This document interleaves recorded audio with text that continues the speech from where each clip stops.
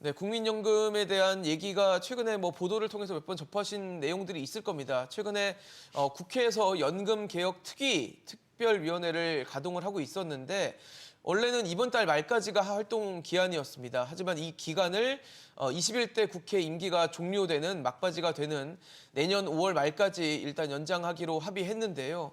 문제는 연금투기 활동이 길어지는 내용보다는 과연 이 연금투기에서 유의미한 결과를 내놓을 수 있느냐일 겁니다. 연장을 일단 하는 대신에 국민 500명을 대상으로 국민연금 개혁과 관련된 공론화 조사를 벌이기로 했는데 과연 내년 5월쯤에는 우리가 기대하는 혹은 또 예상하는 결론이 나올지 좀 여쭤보도록 하겠습니다. 정 대표님 어떻습니까? 네. 연금 투기가 한번 원래 4월 달에 이제 종료될 거를 지금 10월까지로 한번 연장을 해놨던 걸 또 연장하는 거거든요. 그렇습니다. 문제는 지금까지 나온 게 별로 없어요. 그러다 보니까 뭐 내년 5월이면 뭐가 나올까? 이런 좀 회의감도 드는데 어떻습니까? 말씀하신 대로 사실은 이제 우리 국민들이 국회나 국회의원들에 대한 기대를 접은 지가 오래됐습니다. 그래서 뭐 연금 개혁과 관련한 합의가 나올 것과 관련해서는 현재로서는 좀 비관적이고요. 작년 이제 8월에 여야 원내대표가 연금 개혁을 위해서 국회 내에서 국회 연금 특위를 만들자 이래서 10월부터 2차 출발했습니다. 그 1차 논의하는 과정에서 이제 구체적으로 이제 모수개혁 중심으로 해서 소득 대체율과 관련된 내용, 그다음에 보험료를 얼마나 올릴지 이런 논의를 하다가 정부 여당에서 좀 부담을 느껴서 그래서 이제 구조개혁하라 이렇게 미션을 줬습니다. 그런데 그래서 이제 또 이제 6개월이 연장됐습니다. 6개월 그렇죠. 연장돼 그 기간 동안은 사실은 구체적인 내용이 하나도 없고요. 이제 다른 한 축에서는 이제 복지부 산하에서 5차 이제 재정 재개산을 갖다가 하는 과정이 있었기 때문에 한 축으로 쉴 수밖에 없었고 이제 다시 이제 6개월을 더 연장해가지고 내년 5월까지 이제 뭐 추가적으로 한다고 이렇게 이야기하고 있는데 중요한 키포인트는 어떻든 10월에 정부에서 제출하는 국민연금 종합운영 계획안을 어떻게 제출하는지와 관련해서 그 내용을 봐야지 할 것이고 두 번째는 이제 절차적으로 자꾸 공론화위원회 이런 방식으로 정리되지 않은 내용으로 가고 있는데 서구의 사례들이나 뭐 주요국들 보면은 대체로 이제 연금개혁과 관련해서는 당사자들의 사회적 합의를 만들어냅니다. 그래서 우리는 2015년에 국회에서 공무원 연금과 관련된 합의도 국민 대탁 기구로서 만드는 경험이 있는데 이 기구를 또 현재 구성하지 않고 있는 이런 문제들 때문에 지금 현재로서는 좀 우려스럽게 가고 있다 이렇게 판단할 수 있습니다. 지금 사실 내년 5월이면은 이제 21대 국회가 임기가 거의 끝나는 그렇습니다. 시기가 되고 내년 4월에 또 총선이 있잖아요. 네네. 이걸 결국은 22대 국회, 그러니까 다음 국회로 좀 결국 넘기는 수순으로 가는 거 아니냐라는 걱정도 있는데 어떻습니까? 뭐 윤석열 정부에서는 국민연금 개혁과 관련해서 토대를 구축하겠다 이런 이야기도 한 적이 있습니다. 구체적으로 개혁보다는 토대를 구축하겠다 이런 이야기도 한 적이 있고 현재 여야의 대치 사항으로 봤을 때는 총선 전에 쉽지 않을 것이다. 그럼 4월 12일 내년에 총선이 있는데 총선 끝나고 한 달 사이에 될까? 이렇게 했을 때는 좀 더 비관적이라고 볼 수 있습니다. 22대로 넘어간다고 봐야 될 가능성이 큽니다. 지금 현재로서. 그렇게 보시는군요.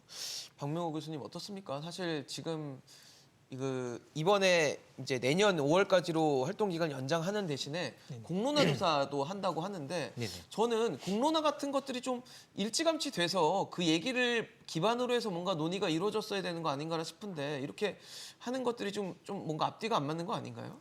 그나마 이제 공론화를 하는 기관들을 이제 거친다고는 하는데 제 생각에는 공론화를 한다 하더라도 국민연금과 관련된 기본적인 팩트들을 얼마나 이제 우리가 잘 알고 있느냐라는 그게 더 중요하다는 생각이 좀 듭니다. 그래서 기본적인 지식이 정확을 해야지 거기에 대한 판단을 사람들이 올바로 내릴 수가 있을 텐데 그렇죠. 그러한 정보들을 정부가 지금 충분히 제공하고 있느냐 이거에 대해서는 아직까지 논란이 좀 여지가 있는 것 같습니다. 좀 부족한 부분이 네, 있다고 보시는 맞습니다. 거예요? 네, 네.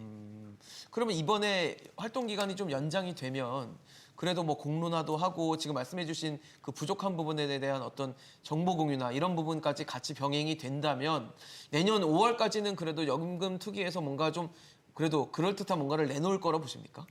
그러니까 앞서 이제 정 대표님께서 말씀하신 것처럼 우리나라의 정치 일정상 쉽지는 않을 것 같습니다. 이제 총선이 임박해 있기 때문에 다들 거기에 이제 몰두하느라고 그 논의 자체가 매끄럽고 그리고 이제 활발하게 이루어질 거냐 거기에는 저도 약간의 회의적인 생각은 있고요. 그렇다 그러면 이제 22대 국회로 자연스럽게 넘어가지 않을까라는 생각도 저도 하고 있습니다.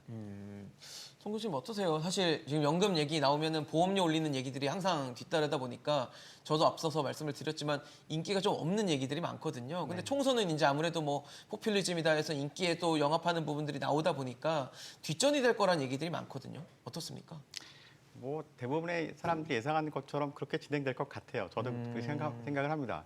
그런데 이런 얘기들이 나오는 자체가 저는 긍정적이라고 생각을 해요. 그러니까 공론화 어떤 조사를 한다는 것은 결국 우리 국민들의 관심을 그만큼 끌어내는 그런 효과가 있거든요. 그래서 아까 지금 박명호 교수님 말씀하신 것처럼 국민들이 국민연금 제도에 대해서 조금 더 많이 알려고 노력하고 그런 새로운 지식 하에서 과연 우리 미래를 위해서, 나를 위해서 어떤 제도를 새롭게 변경하는 것이 좋을까에 대해서 생각해 볼 수 있는, 차분하게 생각해 볼 수 있는 기회를 제공하는 거기 때문에 네네. 저는 그 과정으로서 의미가 있다, 그렇게 생각을 합니다.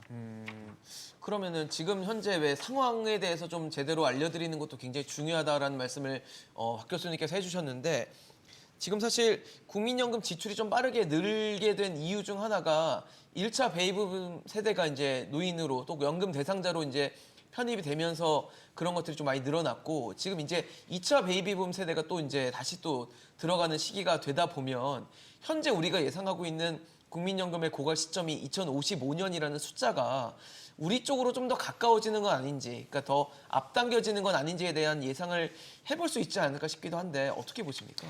그런 의료 충분히 할 수 있다고 생각을 합니다.